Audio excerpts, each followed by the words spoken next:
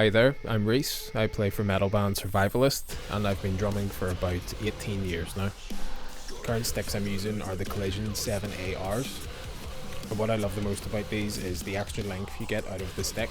I had a serious problem where I was dropping sticks way too frequently, due to me getting very sweaty on stage.